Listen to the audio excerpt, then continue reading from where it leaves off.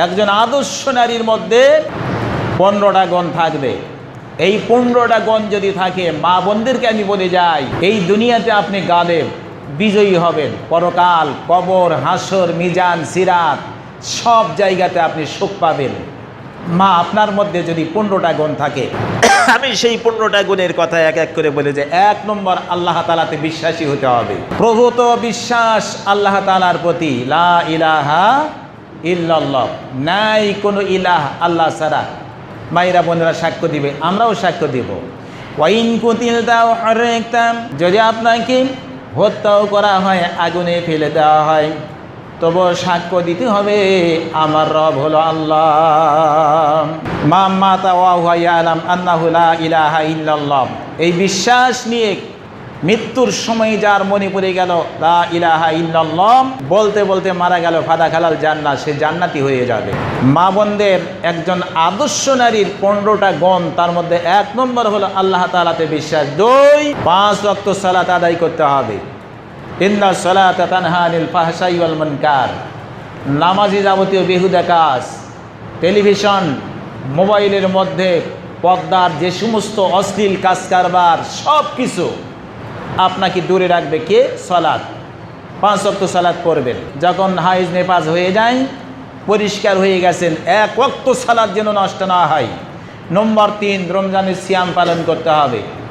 কোনো মায়ের যদি মাসিকজনিত কারণে সিয়াম নষ্ট হয়ে যায়, তাড়াতাড়ি মধ্যে উঠায় দেবেন। নম্বর 4, ওয়াহাসানাত ফারজাহাক, একজন সতী সাধ্বীর একটা সুন্দর গুণ হলো সে নিজের ইজ্জতকে হেফাজত করবে। নম্বর 5, স্বামী ভক্তা হবে, স্বামীকে ভালোবাসবে, অন্য কেউ নয়। ওয়াইতাআত বালাহা, স্বামীকে সবচেয়ে বেশি ভালোবাসবে। একজন আদর্শ মা, একজন আদর্শ নারীর উত্তম গুণ, সেটা হলো স্বামীকে ভালোবাসা। নম্বর 6, সচ্চরিত্রের অধিকারী হবে। উশৃঙ্খল বকেটাম এইরকম নয়, নারীটা সচ্চরিত্রবান হবে। আপনি আপনার ছেলের জন্য পাত্রী নির্বাচন করছেন, যে মেয়েকে আপনি গ্রহণ করবেন সে সতী সাধ্বী কিনা, উত্তম চরিত্র, সৎ স্বভাবের অধিকারী কিনা, এটা অবশ্যই দেখতে হবে। এটা হলো 6 নম্বর গুণ। একজন সাহাবা জিজ্ঞাসা করছে, আইয়ুল মুমিনিনা আফজাল, কে সবচেয়ে উত্তম মুমিনা আওরা, একজন মুমিন সবচেয়ে উত্তম কে? আল্লাহ রাসূল বললেন, আহসানুহুম খুলুকা, যার চরিত্র ভালো সে হলো সবচেয়ে বড় উত্তম। তাহলে চরিত্র সম্পন্ন একজন মা আপনাকে হতে হবে। নম্বর 7, একজন আদর্শ নারীর সুন্দর গুণ, পরশীর সঙ্গে তার সুসম্পর্ক থাকবে। পরশীদের সঙ্গে ভালো ব্যবহার, নামাজ শিক্ষা দিবে, সেলাই ফোড়া কাজে সহযোগিতা করবে। কোনো পরশী বোন যদি না খেয়ে থাকে, খাবার ব্যবস্থা করবে। একজন আদর্শ মা পরশীদের সঙ্গে এত সুন্দর তার ব্যবহার থাকবে। নম্বর 8, একজন আদর্শ নারীর সুন্দর গুণ, সেইটা হলো সত্যনিষ্ঠা, সত্য কথা বলবে, সব সময় সত্য কথা বলে। আলাইকুম বিসসিদক ফাইন্না সিদকা ইয়াহদি ইলাল বিররি ওয়া ইন্নাল বিররা ইয়াহদি ইলাল জান্নাতি। আমার রাসূল বলো, সত্য কথা তুমি বলো, সত্য তোমাকে নেকির দিকে নিয়ে যায়, আর নেকি শেষ পর্যন্ত তোমার জায়গা জান্নাতি করে দিবে। আওয়াজ দিয়ে বলুন সুবহানাল্লাহ। 8 নম্বর গুণ হলো সত্যনিষ্ঠা হবে একজন আদর্শ নারী। 9 নম্বর হলো সকালে বিকালে আল্লাহর কালাম করবে। খায়রুকুম মান তাআল্লামাল কোরআন ওয়া আল্লামা। মায়েরা বোনেরা ভালো করে শুনে যান, আমার ভাইয়েরা আপনারাও শুনে যান। মানুষের মধ্যে ওই ব্যক্তি হলো শ্রেষ্ঠ, যেই ব্যক্তি নিজেই কোরআনুল কারীম শিক্ষা করে, অন্যকে কোরআনুল কারীম শিক্ষা দেয়। খায়রুকুম মান তাআল্লামাল কোরআন ওয়া আল্লামাহু, ওই ব্যক্তি সবচেয়ে বড় শ্রেষ্ঠ, ওই রমণীটা শ্রেষ্ঠ কে? যে কোরআন শিক্ষা করে, অন্যকে কোরআন শিক্ষা দেয়। 9 নম্বরে একজন আদর্শ মার 9 নম্বর গুণ হলো কোরআনুল কারীম শিক্ষা লাভ করবে, অন্যকে কোরআন শিক্ষা দিবে।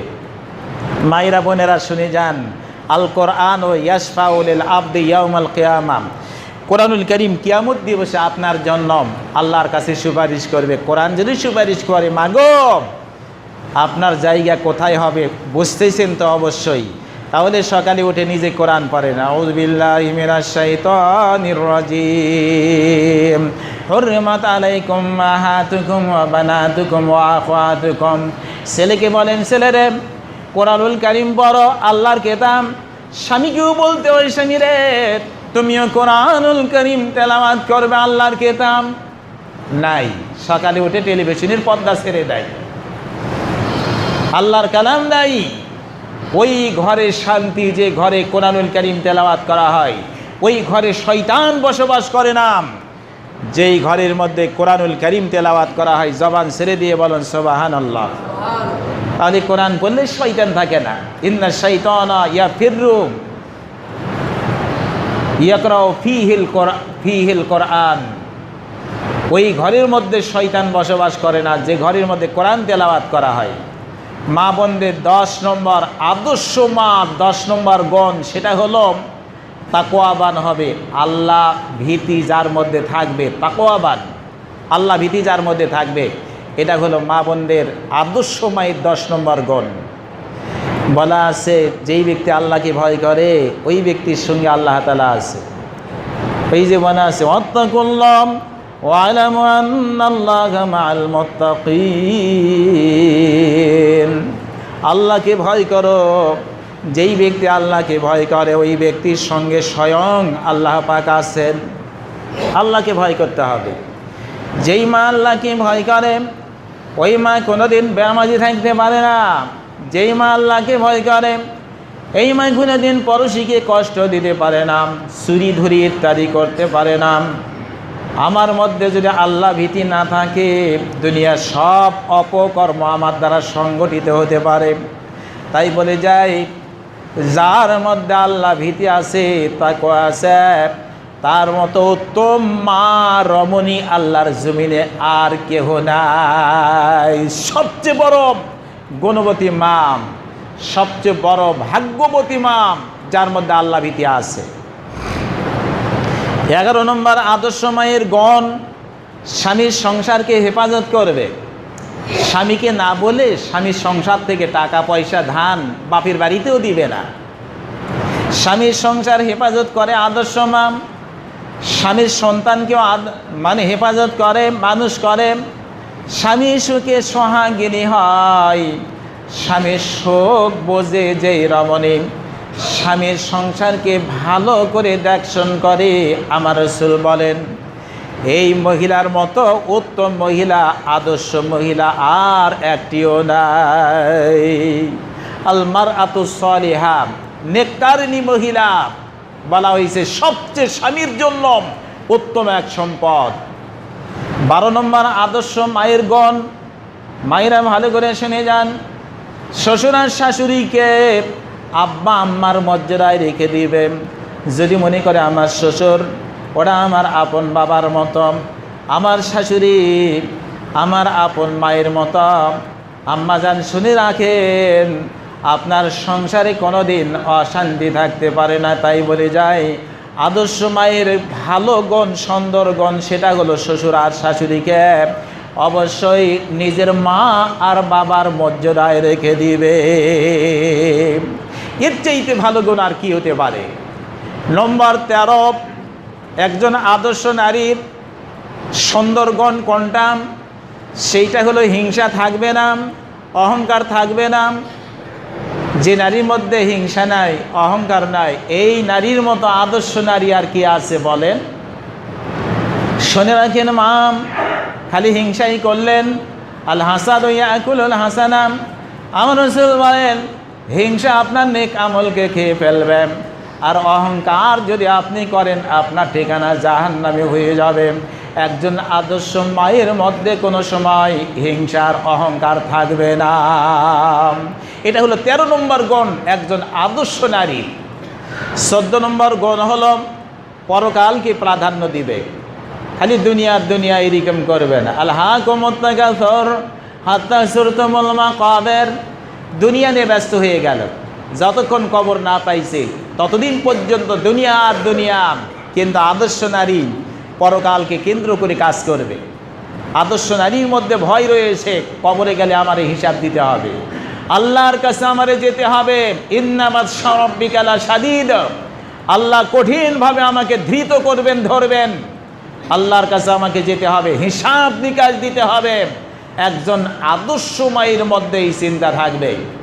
আমার রসুলকে আমার আল্লাহ বললেন, ওয়ালাল আখিরাতু খায়রুল লাকা মিনাল উলা, নবী হে, ইহকালের চাইতে পরকাল উত্তম। আদর্শ মা বলেন, দুনিয়া বাস্তবায়ন করলে পরকাল পাইব না। সুতরাং যে কর্ম করে আমার আদর্শ মা মনে করে, এর জন্য আল্লাহর কাছে ধরা খাইতে হবে। তাই পরকালকে প্রাধান্য দিয়ে চলে, দুনিয়ার চাইতে পরকালকে প্রাধান্য দেয়। এই নারীর মতো উত্তম মা, উত্তম আদর্শ নারী আর কেউ নাই। আমার সমাজের নারীরা সব ভালো, আদর্শ মা, স্বামীরে কষ্ট দেয় না, শ্বশুরকে কষ্ট দেয় না, এরা শাশুড়িরে কষ্ট দেয় না। মা শাশুড়ির তো এক সময় ইলিম কালাম শিক্ষা করার সুযোগ ছিল না, এখন তো আপনি শিক্ষা লাভ করেছেন। বুদ্ধিমত্তার দ্বারা শাশুড়িকে কনভার্ট করতে হবে, কষ্ট দিয়ে নয়, শ্বশুরকে কনভার্ট করতে হবে। আদর্শ মায়ের কাজ ওইটা, উজুর করার পানি দিবে, অনেক সময় গোসলের জন্য পানি তুলে দিয়ে সাবান গায়ে লেগে দিবে। একজন আদর্শ নারী বৌমার কাজটা হলো এইরকম। কিন্তু আমাদের মায়েরা কেন পারে না? সুশিক্ষিতা মায়েরা কেন পারে না? একজন আদর্শ নারীর 15 নম্বর গুণ হল সন্তানাদি সম্পর্কে আল্লাহর উপরে তাওয়াক্কুল রাখবে। ওয়াতাওয়াক্কাল আলাল হাইয়্যি আল্লাযী লা ইয়ামুত। একজন আদর্শ নারীর আদর্শ গুণ সেটা হলো সন্তানাদির ক্ষেত্রে আল্লাহর উপরে তাওয়াক্কুল রাখবেন। এই যে 15টা গুণের কথা বলে গেলাম, এই 15টা গুণ যদি আপনার মধ্যে থাকে, এই দুনিয়াতে মাগো আপনি বিজয়ী, আর পরকালে আপনি সফল কাম। আল্লাহ আপনাকে জান্নাত দিয়ে কলিজাটা ঠান্ডা করে দিবে। আমরা আওয়াজ ছেড়ে দিয়ে সবাই বলি সুবহানাল্লাহ।